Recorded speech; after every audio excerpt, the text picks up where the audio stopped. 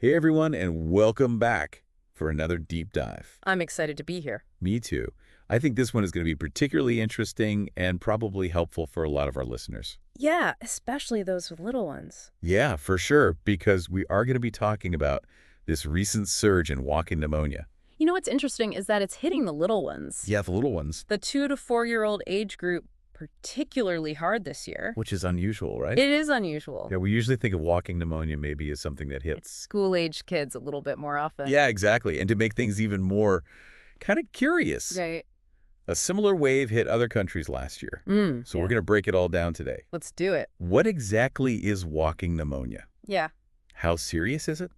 And most importantly, what do you need to know to keep yourself and the kids in your life healthy? Great question. Let's start with the name. Okay. Walking pneumonia. Yeah. That sounds kind of strange, right? It does sound a little strange. Like, can you actually walk around with pneumonia? Well, yeah, that's the point. It's a less intense type of pneumonia, Oh, what doctors call atypical pneumonia. okay. And it's usually caused by things other than the typical pneumonia germs. Got it. And often the symptoms are milder. Okay, so it's like a sneaky version of pneumonia. Yes, But even if it's milder, it's still something to be concerned about, right? absolutely. Especially with this recent surge we're seeing. Especially with the recent surge. So where things get really important for those with the littles, Yeah. because even though walking pneumonia might sound mild, it can still lead to some pretty serious problems. Yes. Especially for kids under 5. Okay. We're talking things like asthma, Oh, wow. really bad pneumonia, and even brain issues. Oh, my gosh. Okay, so that definitely, I think, bumps up the seriousness factor for sure. Yeah, it does. So what are some signs parents and caregivers should be watching for? Well, the usual suspects are fever, Yeah. feeling tired of like a cough that just won't quit. Right? Headache, sore throat. Okay. Now, for the younger kids under 5, Yeah. you might also see things like throwing up, wheezing, having diarrhea, sneezing a lot, watery eyes. Oh, so a whole bunch of things to keep an eye out for. And let's talk about this surge. Yeah. The data's pretty clear. We're seeing way more ER visits for walking pneumonia, especially in that 2 to 4-year-old group, which you said isn't typical. Right. Why are we seeing this now? Well, one of the main theories is that it's connected to the aftermath of the COVID-19 pandemic. Like, yeah, Remember all those lockdowns and social distancing? of course. While they helped us stay safe from COVID, Right. they also meant that we weren't exposed to as many other germs. Interesting. So now that things are back to normal, our immune systems are kind of playing catch up, yeah, making us more vulnerable to these infections. it makes a lot of sense. It's almost like our immune systems took a vacation from fighting these common bugs, and now they're back with a vengeance. And, it's not just walking pneumonia that's on the rise. We're seeing more cases of whooping cough, too. That's right. This just goes to show how important awareness and caution are, Yes. especially as we head into the colder months. Yes, definitely. So if you're looking for more insightful deep dives into health and other fascinating topics, check out our YouTube channel, Thinkiverse Podcast. You got it. We are all about unlocking knowledge across the spectrum every day. Every day, that's our motto. So hit that like button and subscribe to stay updated on all of our latest videos. Yes, please do that. All right, so now getting back to walking pneumonia, how exactly does this sneaky infection spread? Well, it's actually pretty straightforward. Okay. This bacteria called Mycoplasma pneumonia travels through tiny droplets in the air when someone coughs or sneezes. Ah. Think of it like a microscopic spray bottle filled with germs. Oh, yuck. Okay, so basically it's like the common cold It's in terms of how it spreads. Just like a cold, it loves crowded places, Yeah. like schools, Like said. nursing homes, daycare centers. So being mindful of hygiene is super important in those settings. Good reminder, especially for parents with little ones in daycare or preschool. Right? And what if someone thinks they or their child might have walking pneumonia? What should they do? First things first, see a doctor. Okay, good. They'll check for signs of a respiratory illness. Yeah. And might even take a chest x-ray Okay. to get a clearer picture. So it's not a do-it-yourself diagnosis kind of thing. No, You need a professional to figure out what's going on. exactly. Right. And to confirm if it's really Mycoplasma pneumonia causing the problem, they'll probably take a swab from your nose or do a similar test. Yeah. And then depending on how bad the infection is, they'll decide on the treatment. Okay, so what kind of treatment options are we talking about? Is it like regular pneumonia where antibiotics are usually the go-to? That's a great question. Yeah. Sometimes, especially if it's a mild case, walking pneumonia might just go away on its own Really? without any medicine. But for more serious cases, doctors usually prescribe a special type of antibiotic called macrolides. Interesting. Okay, so it really depends on the individual case. Yes, But one thing's for sure, there's no vaccine for walking pneumonia, right? that's right. Unfortunately, there's no vaccine available to prevent walking pneumonia. Okay. That's why preventative measures like being extra careful with hygiene are so crucial. All right, we'll dive deeper into those preventative measures later on. Sounds good. But this all sounds like really important information, especially for those parents and caregivers out there. Yes, It can be so scary when your little one is sick. it can. And just knowing what to look for and how to prevent these infections Right. can make all the difference. It really can. So before we move on to those preventative measures, we want to remind you about our YouTube channel, Yes. Thinkiverse Podcast. That's us. If you're enjoying this deep dive and you want to learn more about a wide range of topics, be sure to head over to YouTube and check us out. We'd love to have you. You won't regret it. Promise. So let's dive into what you can do to protect yourself and your little ones from walking pneumonia, especially during this surge. All right, let's do it. What are your top tips? One of the most effective things you can do is something we've all heard a million times, but it's worth repeating. Yeah, Practice good hygiene. it sounds so simple, but it's true. It is. What does good hygiene look like in this case? We're talking frequent hand washing and, really scrubbing those germs away, Yeah. covering your coughs and sneezes properly, and Right. trying to avoid close contact with anyone who's sick. Those are all great tips, but let's face it, kids aren't always the best at remembering to wash their hands or cover their coughs. You're telling me. Any advice for parents struggling with that? It can definitely be a challenge, Yeah, but making it fun can help. okay. Maybe use a fun, colorful soap or sing a silly hand washing song.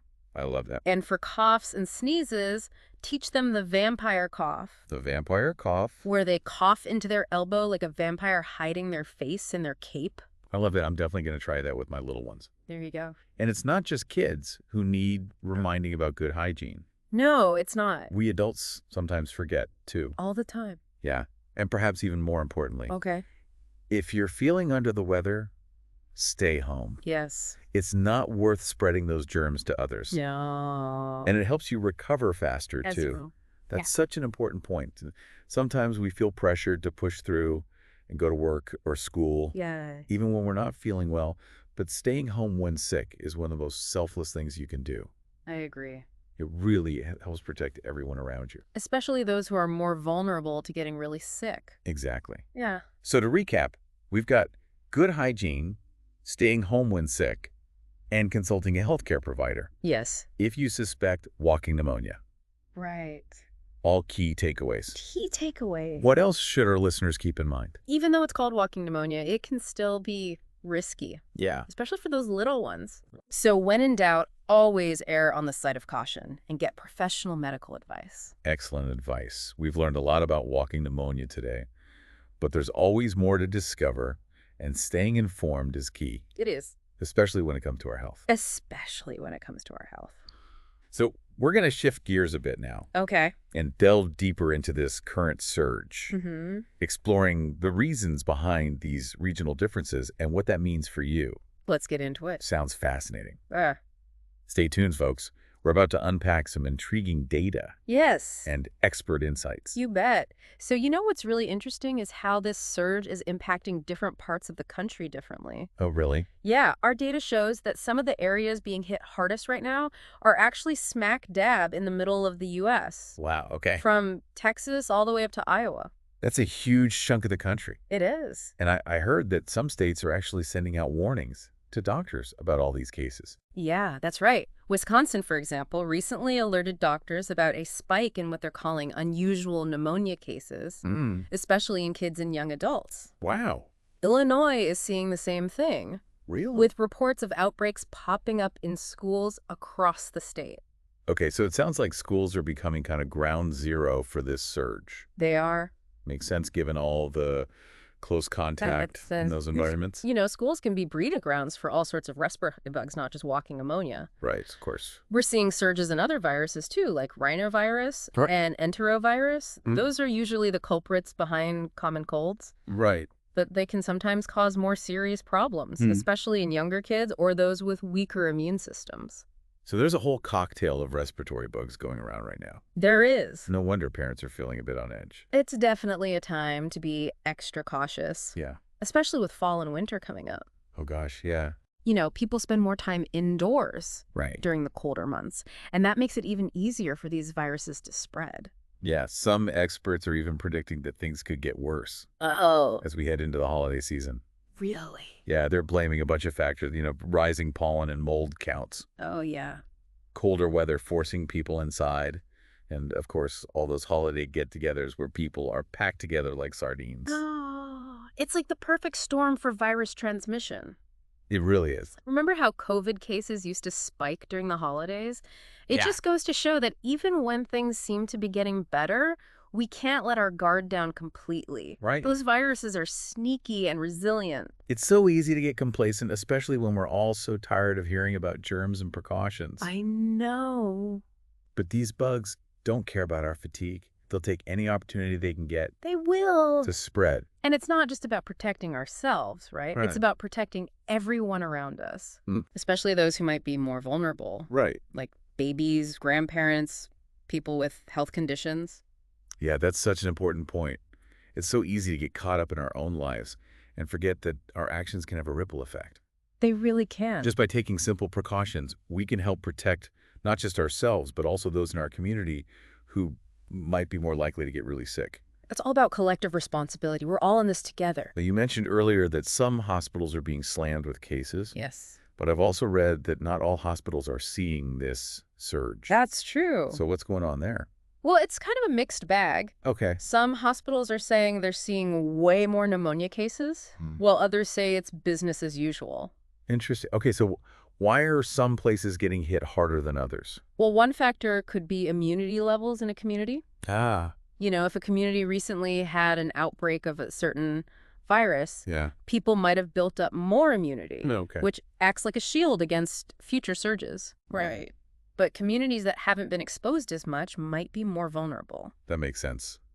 It's kind of like how getting vaccinated against a disease Yeah. helps protect you from getting sick. Exactly. Okay. Another factor could be timing. Okay. Remember, this surge in the U.S. is happening after a similar wave hit other countries last year. Right. So it's possible that some areas are just ahead of the curve in terms of transmission, while others might see a surge later on. Well, so it's like a wave that's rolling across the globe. That's a great way to think about it. And just like a wave, its impact will vary Right. depending on the specific characteristics of each community. This just goes to show how complex these outbreaks can be. They can be. We need ongoing monitoring and research to understand these patterns and figure out the best ways to prevent and treat these illnesses. Absolutely. We're constantly learning and adapting Right. as we face these emerging health challenges. It's a never-ending process. It is. So we've talked about the big picture, but let's zoom back in on what individuals can do to protect themselves and their families. Okay.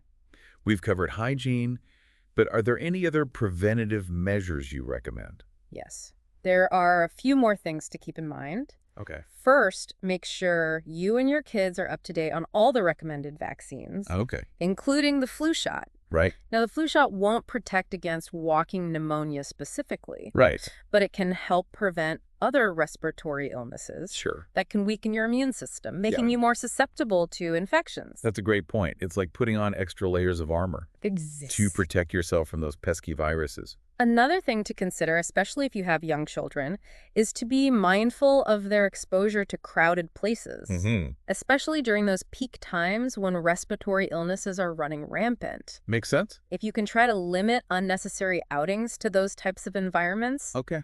especially if your child is already showing signs of being sick. Good advice. Yeah. It's all about minimizing those opportunities for exposure. Right. And finally, if you're at all worried about walking pneumonia or any other respiratory illness, Yeah. don't hesitate to talk to your doctor. Well, of course. They can give you personalized advice Right. and help you figure out the best course of action. That's such an important reminder. It's easy to fall into the trap of self-diagnosing or relying on Dr. Google, Oh, yeah. but nothing beats the expertise and guidance of a qualified medical professional. Absolutely. They have the training and resources to provide the best possible care Right. and help you make informed decisions about your health and the health of your loved ones. Well, I think we've covered a lot of ground today, from understanding what walking pneumonia is to exploring this current surge and discussing ways to stay healthy. I agree. But before we wrap things up, is there anything else you'd like to add? You know, one thing that really strikes me is the importance of staying informed Yes. and relying on trustworthy sources of information, especially these days with all the misinformation and rumors swirling around online. Oh my gosh, I It's crucial to be able to separate fact from fiction. totally agree. When it comes to our health, we need to be extra careful Yeah, and rely on experts who have the knowledge and experience to guide us. that's so true. We're bombarded with so much information these days. We are. And it can be overwhelming to sift through it all and figure out what's accurate and what's not. It's like navigating a minefield of information. Yeah. And it's easy to get tripped up by misleading or inaccurate claims. That's why it's so important to be critical of what we read and hear, double-check our sources, Yes. and turn to experts who have the knowledge and experience to guide us in the right direction. Couldn't have said it better.